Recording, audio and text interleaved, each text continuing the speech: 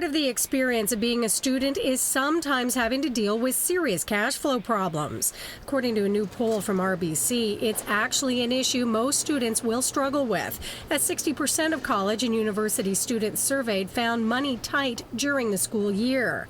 As a result, there simply may not be enough money to cover basic expenses, such as rent and food. In fact, the survey found more than half of the students skimped on food when money was tight. Some others say they got by paying their tuition late, while some decided not to buy all the books they needed for class. Kavita Joshi is Director of Student Markets with RBC.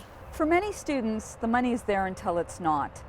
And that's usually because things end up costing a lot more than they thought it would. Students sometimes plan on help, financial help from their family or other sources, but these things sometimes fall through. And they even have good intentions around planning or budgeting, but they don't always track all the right pieces. And that makes it really hard to get a good handle on your cash flow. Joshi says it's clear from the poll that students care about their finances and want to make informed decisions around their money, but it's easy to get carried away with spending, especially when you're away from home for the first time and stressed out from schoolwork. But nobody wants to end up in a situation where they're constantly worried about money, especially not with a full course load to manage. So what do you do when you run into financial trouble for reasons that may be out of your control?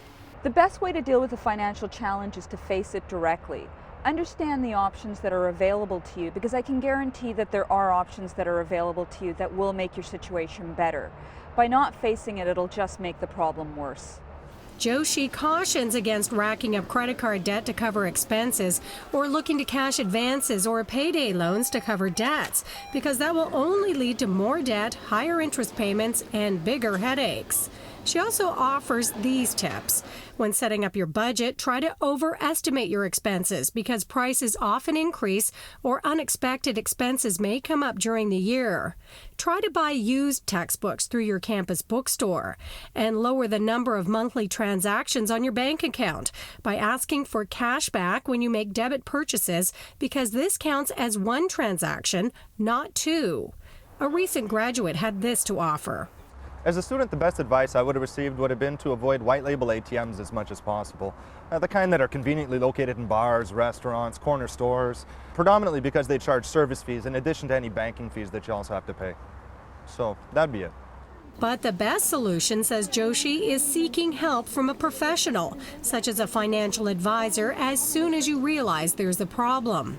As a student, you've got a lot on your mind. So why not come into the bank and let us do some of the work for you? We've got the expertise around planning, budgeting, and ways to help you reduce your banking fees, because we know every penny counts as a student. So come in and let us go through the process with you. You'll find banks like RBC wanting to help you. It may very well be that the lessons you learn about money in school will pay off after you graduate. Sherry Demetarco reporting.